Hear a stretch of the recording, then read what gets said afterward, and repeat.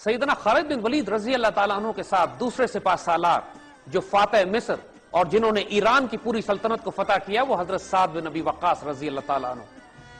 حضرت سعد بن ابی وقاص ایک اور عظیم الشان حیرت انگیز وجود، اس قدر روحانی، اس قدر بابرکت.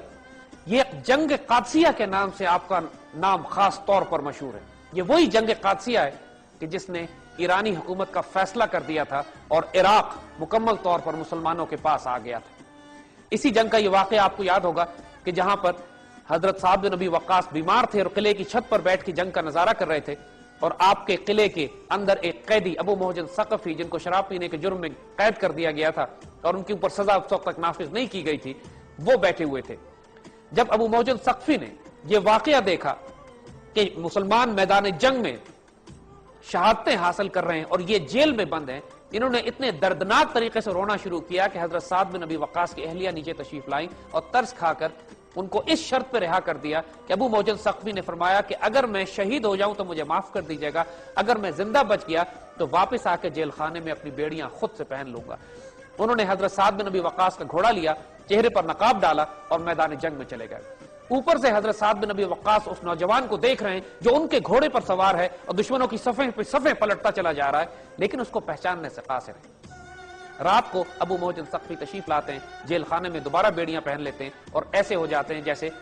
دن بھر کی کارروائی کا انہیں کوئی علم نہیں. جب کئی مرتبہ یہ واقعات ہوتے ہیں اور حضرت سعد بن ابی وقاص کو بالآخر پتہ لگتا ہے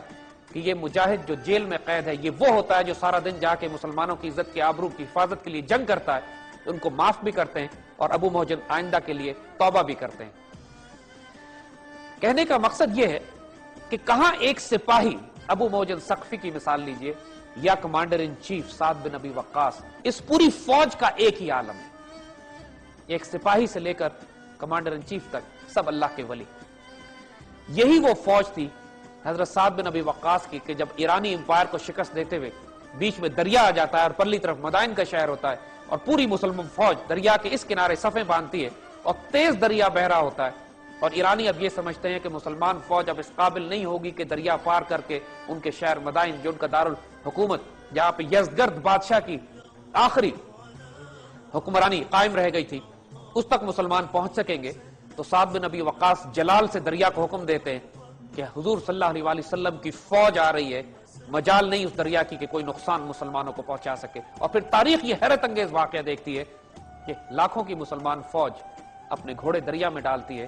اور ایک مسلمان نہ زخمی ہوتا ہے، نہ شہید ہوتا ہے، نہ ڈوبتا ہے، اور ایرانی یہ کہتے ہوئے فرار ہوتے ہیں وہاں سے کہ دیواں آمدن دیواں آمدن، دیو آ گئے دیو آ گئے. اتنے یہ تاریخی واقعات ہیں جن کو تاریخ نے نوٹ کیا ہے. اور پھر جو خزانے نکلتے ہیں وہاں سے وہ اس قدر ہوتے ہیں کہ مسلمانوں کی بھی آنکھیں پھٹی کی پھٹی رہ جاتی ہیں کہ 1000 سالہ تاریخ جو اس ایرانی امپائر کی جو کسرا کی اس کے خزانے جب کھولے جاتے ہیں اور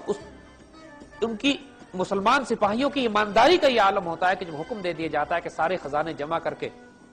بیت المال میں مدینہ شریف حضرت عمر رضی اللہ تعالیٰ عنہ کے پاس بھجوائے جائیں گے، تو سیدنا عمر رضی اللہ تعالیٰ عنہ بھی حیران ہوتے ہیں ان خزانوں کو دیکھ کے جو مسجد نبوی میں جن کا ڈھیر لگتا ہے. اور انہی خزانوں میں کسرا کے وہ کنگن بھی ہوتے ہیں کہ جو حضور صلی اللہ علیہ وسلم نے جن کی بشارت حضرت سراقہ کو دی ہوتی ہے ہجرت کے موقع پر، کہ جب ہجرت کے موقع پر حضور سیدنا ابوبکر صدیق کے ساتھ مدینہ تشریف لے جا رہے ہوتے ہیں تو راستے میں سراقہ ان کے تعاقب میں آتے ہیں، اور جب مسلمان ہوتے ہیں تو حضور ان کو بشارت دیتے ہیں کہ سراقہ تمہارا کیا حال ہوگا جو تم کسرا کے کنگن اپنے ہاتھوں میں پہنے ہوگے. یعنی اس وقت ہی حضور نے بشارت دے دی تھی کہ تمہاری زندگیوں میں تم لوگ دیکھو گے کہ مسلمان فوجیں کسرا کو تخت و تاراج اس کو تباہ و برباد کرتی ہوئی اس کے خزانے اپنے قبضے میں کریں گی.